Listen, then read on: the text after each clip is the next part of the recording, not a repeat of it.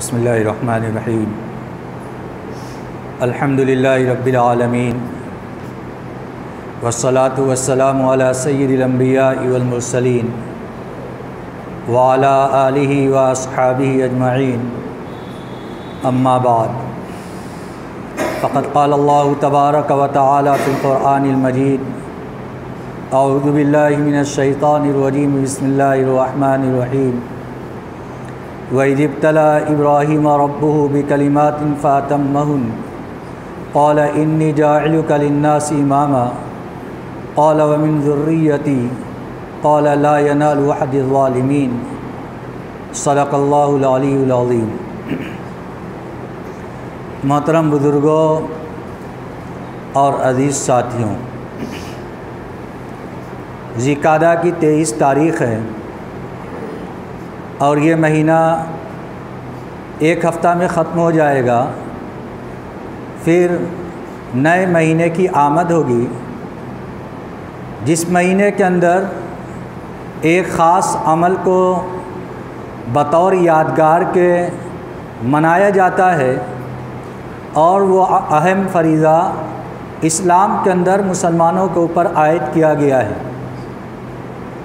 लिहाजा जब वो अमल आने वाला है तो उस अमल के लिए ज़हनी तौर से, फितरी तौर से हमें तैयार रहना चाहिए कि जब क़ुरबानी के अय्याम आएँ तो उसकी अहमियत, उसकी आज़मत, हम इसको क्यों मनाते हैं, ये हमारे जहन में मुस्तहज़र हो, ताकि अमल के वक्त बशाशत हो और खुश दिली और खुश तबई के साथ हम उस अमल को कर सकें। बड़ा अजीब आलमिया ये है कि इस मुल्क के अंदर जब भी कोई त्यौहार आने वाली होती है या कोई ख़ास मुसलमानों का मौका होता है तो कोई एक ऐसी ख़बर चला दी जाती है जिससे एक ख़ास तबके के अंदर ज़हनी उलझन और परेशानियों का सामना करना पड़ता है। मसलन आजकल एक ख़बर गर्दिश कर रही है कि इस मरतबा ईद उल अज़हा के मौके पर किसी को घरों के अंदर भी क़ुरबानी करने की इजाज़त नहीं है। बहरहाल लोगों की तफ्तीश, हुक्काम से मुलाकात और उनसे बातचीत के बाद ये बात वाज़ेह हो चुकी है कि ये ख़बर मुसद्दक़ा नहीं है, बल्कि ये फ़ेक न्यूज़ है, झूठी ख़बर है जो सोशल मीडिया पर वायरल की जा रही है। लिहाजा इससे मुसलमानों को परेशान होने की ज़रूरत नहीं। एक ख़ास किस्म के लोग मुसलमानों को मुश्तइल करने के लिए इस तरह की झूठी ख़बरों को चलाते हैं ताकि वो इस प्रोपेगेंडा के अंदर आ जाएं, एहतजाज करें, फिर उसके रद्द अमल के अंदर मुसलमानों को जानी और माली नुकसान उठाना पड़े। बहरहाल ये एक फ़र्ज़ी ख़बर है जो वायरल हो रही है, चाहे अखबार की कटिंग के अंदर हो या सोशल मीडिया पर हो। बहरहाल हुकूमत की तरफ से कोई इस तरह की गाइडलाइन नहीं है, बल्कि हस्ब साबिक़ जिस तरह से क़ुरबानी होती रही है इंशाअल्लाह उसी तरह से इस साल भी क़ुरबानी होगी। लिहाजा इस सिलसिले में परेशान होने की ज़रूरत नहीं है। हम इस क़ुरबानी को क्यों मनाते हैं और इसकी निस्बत किसकी तरफ है, इंशाअल्लाह इसी मौजू पर 1-2 हफ़्ते के अंदर इस पर गुफ्तगू की जाएगी। क़ुरबानी का अज़ीम अमल हज़रत इब्राहीम अलैहिस्सलातु वस्सलाम की जानिब मंसूब है। हज़रत इब्राहीम अलैहिस्सलातु वस्सलाम जो अल्लाह रब्बुल इज़्ज़त के बरगुज़ीदा बंदे और अल्लाह रब्बुल इज़्ज़त के मुंतखब किए हुए अफराद में से एक जलील क़द्र नबी हैं। हज़रत इब्राहीम अलैहिस्सलातु वस्सलाम का तज़किरा कुरान पाक के अंदर मुतअद्दिद जगह आया है और अल्लाह रब्बुल इज़्ज़त ने इनको वो मकाम अता फ़रमाया है कि दुनिया के अंदर सारी कौमें हज़रत इब्राहीम अलैहिस्सलातु वस्सलाम की जानिब अपनी निस्बत करने को अपने लिए बाइस फ़ख्र समझते हैं। अल्लाह रब्बुल इज़्ज़त ने हज़रत इब्राहीम अलैहिस्सलाम को वो मकाम अता फ़रमाया है कि दुनिया की सारी कौमें अपनी निस्बत करना हज़रत इब्राहीम अलैहिस्सलाम की जानिब ये अपने लिए बाइस फ़ख्र समझते हैं और हज़रत इब्राहीम अलैहिस्सलाम को वो अपना मुत्तबे, वो अपना पैरोकार मानते हैं कि हज़रत इब्राहीम अलैहिस्सलाम के हम मुत्तबे हैं और वो हमारे लिए बतौर उसवा और बतौर नमूना के हैं। चुनांचे मुश्रिकीन मक्का जिनके अंदर शिर्क, बुत परस्ती सारी चीज़ें पाई जाती थीं, लेकिन वो भी हज़रत इब्राहीम अलैहिस्सलाम की जानिब अपनी निस्बत करते थे और वो अपने ज़माने के अंदर फ़रीज़ा हज की अदायगी करते थे और वो कहते थे कि हम उस अमल की नक्काली कर रहे हैं जिसको हज़रत इब्राहीम अलैहिस्सलाम किया करते थे और कहते थे कि हज़रत इब्राहीम अलैहिस्सलाम हमारे में से हैं।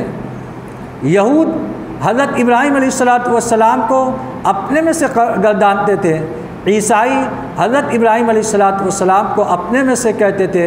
कुरान पाक के अंदर अल्लाह रब्बुल इज़्ज़त ने वाज़े अल्फाज के अंदर ये इरशाद फरमा दिया, मा काना इब्राहीम यहूदिय्या वला नस्रानिय्या वलाकिन काना हनीफ़ा मुस्लिमा वमा काना मिनल मुश्रिकीन, कि इब्राहीम अलैहिस्सलाम ना यहूदी थे ना ईसाई थे। हज़रत इब्राहीम अलैहिस्सलाम दीन फ़ितरत के ऊपर थे, दीन हनीफ़ के ऊपर थे, जिसके अंदर किसी तरह की कोई कजी नहीं थी। वमा कान मिनल मुश्रिकीन, और ना इब्राहीम अलैहिस्सलाम शिर्क करने वालों में से थे कि मुश्रिकीन अपनी निस्बत हज़रत इब्राहीम अलैहिस्सलाम की जानिब करते। चुनांचे हज़रत इब्राहीम अलैहिस्सलाम की जानिब यहूद कहते थे कि वो हम में से हैं, ईसाई कहते थे कि वो हम में से हैं, मुश्रिकीन कहते थे वो हम में से हैं। कुरान पाक के अंदर अल्लाह रब्बुल इज़्ज़त ने इसकी नफ़ी फरमा दी और कहा कि तौरात और इंजील इसके मानने वाले ये दो फ़िरक़े हुए। जो तौरात को मानता है वो यहूदी होता है, जो इंजील को मानता है वो ईसाई होता है। वमा उन्ज़िलत तौरात वल इंजील इल्ला मिन बादी, तौरात और इंजील हज़रत इब्राहीम अलैहिस्सलाम के बहुत बाद नाजिल हुई है, लिहाजा हज़रत इब्राहीम अलैहिस्सलाम यहूदी और ईसाई नहीं हो सकते। हज़रत इब्राहीम अलैहिस्सलाम को अल्लाह रब्बुल इज़्ज़त ने दीन हनीफ़ अता फ़रमाया था। वो दीन था जो हर तरह की कजी से पाक था और उस दीन के अंदर किसी तरह की कोई शिर्क और बुत परस्ती नहीं थी। चुनांचे हज़रत इब्राहीम अलैहिस्सलाम जिस दौर के अंदर पैदा हुए और जिस ज़माने के अंदर वो इस दुनिया के अंदर तशरीफ़ लाए, वो दुनिया और वो ज़माना ऐसा ज़माना था जिस ज़माने के अंदर बुत परस्ती आम थी और उस ज़माने के अंदर जो बादशाह हुकूमत के अंदर बैठा हुआ था उसका नाम नमरूद था और उसको हुकूमत का इतना गुरूर था, ऐसा नशा था अपनी ताकत का कि लोगों से ये कहलवाता था कि मैं तुम्हारा रब हूँ और मैं तुम्हारा माबूद हूँ। ऐसे दौर के अंदर हज़रत इब्राहीम अलैहिस्सलाम की पैदाइश हुई और कैसे घर के अंदर हुई? कोई ऐसे घर के अंदर नहीं हुई जहाँ दीनदारी का बोलबाला हो, जहाँ पर तौहीद और यकता परस्त हो। हज़रत इब्राहीम अलैहिस्सलाम जिस घर के अंदर पैदा हुए उस घर के अंदर उनके वालिद जिनका नाम आज़र बतलाया जाता है, या तो वो उनके हकीकी वालिद थे या हज़रत इब्राहीम अलैहिस्सलाम के चचा थे। इनका मशगला ये था कि वो बुत को बनाते थे और उसको फ़रोख्त करते थे। तो गोया हज़रत इब्राहीम अलैहिस्सलाम जिस घर के अंदर पैदा हुए वो घर बुत घर था, बुत को बनाकर बेचने वाला था। हज़रत इब्राहीम अलैहिस्सलाम को अल्लाह रब्बुल इज़्ज़त ने दीन फ़ितरत के ऊपर पैदा फरमाया था और वो इन चीज़ों से पाक और साफ़ थे।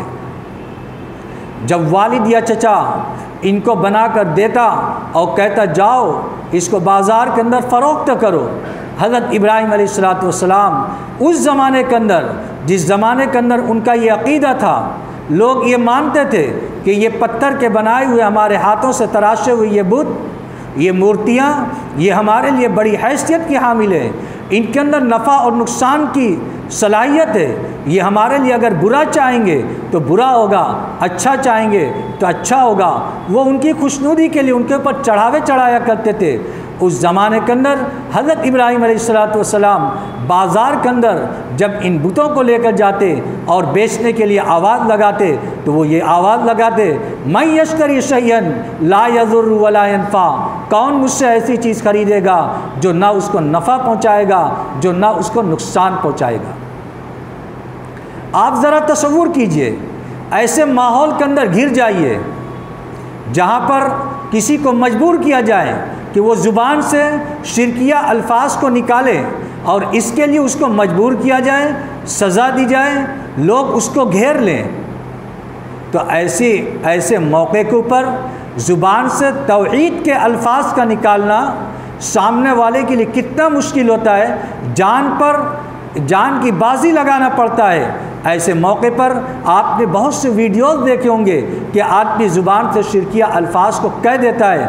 हज़रत इब्राहीम अलैहिस्सलाम बाज़ार के अंदर बुतों को ले जाते हैं, ऐसे माहौल के अंदर जहाँ पर सारी ताकत, हत्ता कि हुकूमत भी बुत परस्तों की है, वो भी जो हुकूमत के अंदर बैठा हुआ है वो ख़ुद खुदाई का दावा कर रहा है। उस ज़माने के अंदर हज़रत इब्राहीम अलैहिस्सलाम की आजमाइश होती है। वो जाकर ये आवाज़ लगाते हैं, मैं यश्तरी शैअन ला यज़ुर्रु वला यनफ़ा, कौन मुझसे ऐसी चीज़ खरीदेगा जो ना उसको नफ़ा पहुँचाए, जो ना उसको नुकसान पहुँचाए। क्या वो कौम इस बात को सुनकर बर्दाश्त कर पाएगी? जाहिर सी बात है कि बर्दाश्त नहीं कर पाएगी। हज़रत इब्राहीम अलैहिस्सलाम का बाप या चचा खुद इनका मुखालिफ, वो इसको सुनने के लिए तैयार नहीं। ज़रा बहुत ईज़ाएँ और तकलीफ़ पहुँचाई गई हज़रत इब्राहीम अलैहिस्सलाम को। उन्होंने अपनी कौम को समझाया कि ये तुम्हारे हाथ के बनाए हुए बुत, हाथ के तराशे हुए बुत, ये ना तुमको नफ़ा पहुँचा सकते हैं ना नुकसान पहुँचा सकते हैं। इसके लिए उनको लाजवाब करने के लिए हज़रत इब्राहीम अलैहिस्सलाम ने एक मौके के ऊपर एक अमल को इख्तियार किया। मौका ये था कि साल के अंदर कोई दिन ऐसा आता था जब सारी कौम एक जगह मेला के लिए जाते थे। हज़रत इब्राहीम अलैहिस्सलाम से भी उनकी कौम के लोगों ने कहा चलिए। हज़रत इब्राहीम अलैहिस्सलाम ने वाज़ेह जवाब नहीं दिया। फ़क़ाल इन्नी सक़ीम, लगता है कि मैं बीमार हूँ। कौम चली गई इनको छोड़कर। हज़रत इब्राहीम अलैहिस्सलाम उनके बुतखाने के अंदर तशरीफ़ ले गए। देखा बहुत सारे बुत हैं, कुछ बड़े बुत हैं और कुछ बहुत से छोटे छोटे बुत हैं। सारे बुतों को तोड़ना शुरू किया और फिर उसके बाद जो बड़ा बुत था उसके ऊपर एक कुल्हाड़ा रख दिया और उससे गुफ्तगू की। हज़रत इब्राहीम अलैहिस्सलाम ने उनसे गुफ्तगू की, लेकिन वो बोल नहीं रहा था। पूछा कि तुम बोलते क्यों नहीं? जाहिर सी बात है कि मिट्टी के बनाए हुए ये बुत बोलने की ताकत नहीं रखते। वो खुद अपने हाथ से किसी चीज़ को दफ़ा करने की सलाहियत नहीं रखते। अगर कोई उनको नुकसान पहुंचाना चाहे तो वो अपने नुकसान को जब दफ़ा नहीं कर सकते तो वो किसी इंसान के नुकसान और ज़रर को कैसे दफ़ा कर सकते हैं। हज़रत इब्राहीम अलैहिस्सलाम ने उनको ये समझाने के लिए इस अमल को इख्तियार किया। जब कौम वापस आई, जब उन्होंने ये देखा तो उसके बाद उनके दरमियान तस्करा हुआ कि ये करने की हिम्मत किसने की। तो उन्होंने कहा समेना फ़तन यज़कुरुहुम युक़ालु लहू इब्राहीम, एक नौजवान को हमने इसका बुराई से तस्करा करते हुए सुना था जिसका नाम इब्राहीम है। हो न हो काम उसी का है, उसके अलावा किसी का नहीं हो सकता। चुनांचे हज़रत इब्राहीम अलैहिस्सलाम को लोगों के हुजूर लाया गया। हज़रत इब्राहीम अलैहिस्सलाम ने उनको लाजवाब करने के लिए कहा कि ये बुत जिसके कंधे पर, जिसके हाथ में कुल्हाड़ा है, फावड़ा है, इसी से पूछ लो कि किसने ये काम किया है। जाहिर सी बात है कि इस जवाब से वो लोग लाजवाब हो गए, क्योंकि वो भी जानते थे कि ये बुत हमें नहीं बता सकते कि ये अमल किसने किया है। हज़रत इब्राहीम अलैहिस्सलाम ने उनको लाजवाब करने के लिए ये अमल किया। चुनांचे ये बात वक्त के बादशाह नमरूद के पास पहुंची। अब जो अपने को खुद खुदा कहलवाता है उसको कितना गुस्सा उठा होगा, और हज़रत इब्राहीम अलैहिस्सलाम को तकलीफ़ पहुंचाने के लिए कौम के लोगों ने कितनी कोशिश की होगी, और जो हो सकता था वो सारे अमल को इख्तियार किया। हज़रत इब्राहीम अलैहिस्सलाम फिर नमरूद के दरबार में पेश हुए। सूरह 30 पारा के अंदर अल्लाह रब्बुल इज़्ज़त ने इस पूरे वाक़या को ज़िक्र फरमाया कि जब नमरूद के दरबार के अंदर गए तो हज़रत इब्राहीम अलैहिस्सलाम से उसने पूछा था कि बताओ तुम्हारा रब कौन है। हज़रत इब्राहीम अलैहिस्सलाम ने कहा कि हमारा रब वो है युही व युमीत, जो ज़िंदगी देता है और मौत देता है। नमरूद ने कहा ये काम तो मैं भी कर देता हूँ। चुनांचे एक ऐसे शख्स को जिसके लिए फांसी की सज़ा का हुक्म दिया जा चुका था बुलाया और कहा जाओ तुम आज़ाद हो। कहा देखो एक वो शख्स जिसके मौत का फ़ैसला सुनाया जा चुका था मैंने उसको ज़िंदगी दे दी। एक मासूम शख्स को बुलाया उसको कत्ल करा दिया, कहा ये ज़िंदा था मैंने इसको कत्ल कर दिया। ज़िंदगी और मौत ये तो मेरे कब्ज़े में भी है। तुम कहते हो कि मेरा रब वो है जो ज़िंदगी देता है और मौत देता है। हज़रत इब्राहीम अलैहिस्सलाम ने समझ लिया कि ये ऐसे नहीं मानेगा, जानकर अनजान बन रहा है, लोगों को बहकाने की कोशिश कर रहा है। हज़रत इब्राहीम अलैहिस्सलाम ने कहा मेरा रब वो है जो सूरज को मशरिक़ से निकालता है, फ़अति बिहा मिनल मग़रिब। अगर तू खुदाई का दावा करता है तो आज सूरज मगरिब से निकाल के दिखा दे। फ़बुहितल्लज़ी कफ़र, चुनांचे वो बादशाह तमाम लोगों के सामने हक्का बक्का रह गया, लाजवाब हो गया।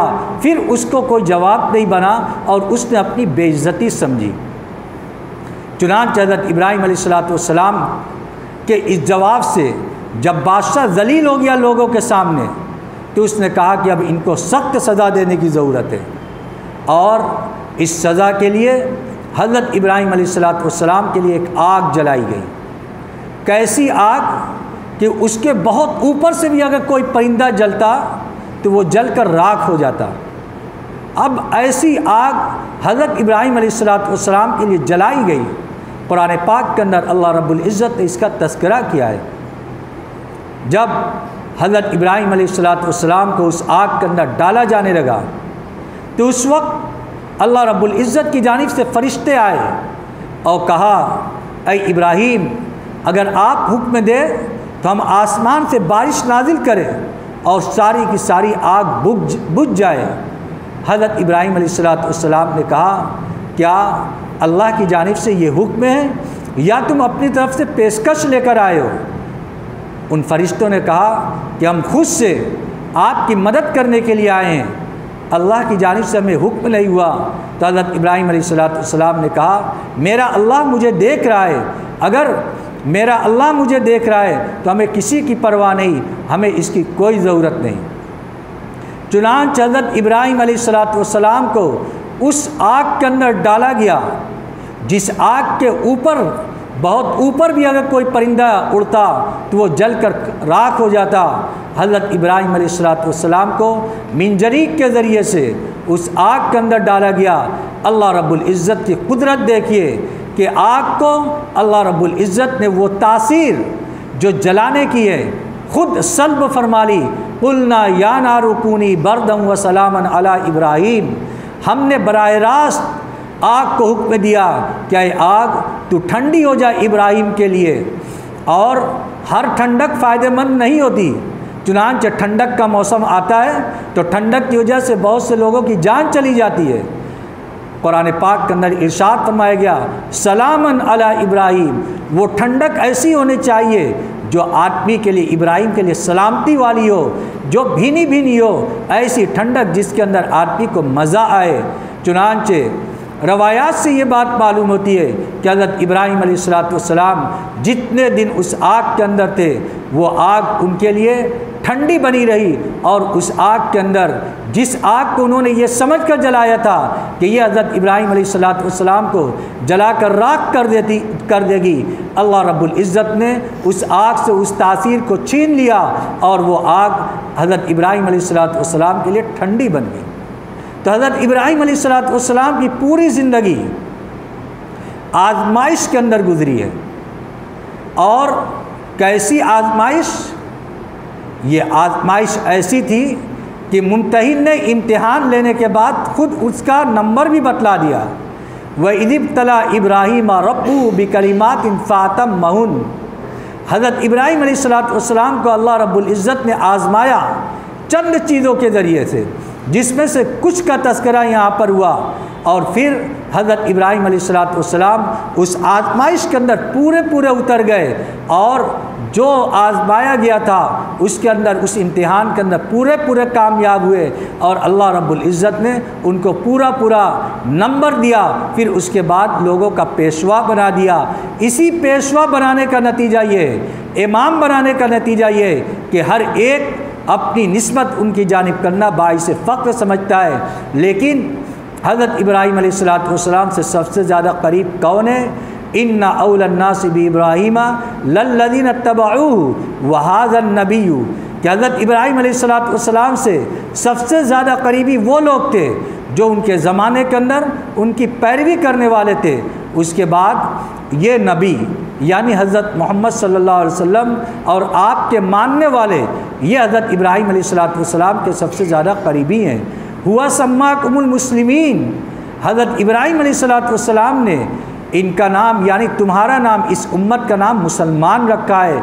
चुनांचे ये उम्मत हज़रत इब्राहीम अलैहिस्सलाम से सबसे ज़्यादा करीब है, इससे ज़्यादा करीब कोई नहीं है। और हमारा दीन इब्राहिमी से सबसे ज़्यादा करीब है, जो हज़रत मोहम्मद सल्लल्लाहु अलैहि वसल्लम इस दुनिया के अंदर लेकर आए हैं। चुनांचे हज़रत इब्राहीम अलैहिस्सलाम की ये ज़िंदगी है जो आजमाइश से भरी हुई है, लेकिन आजमाइश के बावजूद हज़रत इब्राहीम अलैहिस्सलाम का कदम कभी नहीं फिसलता, जो हमें इस बात की जानिब दावत देता है कि अगर हालात आ जाए, तौहीद के ख़िलाफ़ हालात आ जाएं, आदमी को अपनी जान देना पड़ जाए, तो वो इसको तो कबूल कर ले कि हम अपनी जान दे दें, लेकिन कभी इसको कबूल ना करे कि ईमान भी दे दे और जान भी दे दे, ना दुनिया का रहे ना आखरत का रहे। यह हज़रत इब्राहीम अलैहिस्सलाम की ज़िंदगी हमारे लिए नमूना है। अल्लाह रब्बुल इज़्ज़त हम सब को इन तालीमात पर अमल करने की तौफ़ीक़ अता फ़रमाए। व आखिरु दावाना अनिल हम्दुलिल्लाहि रब्बिल आलमीन।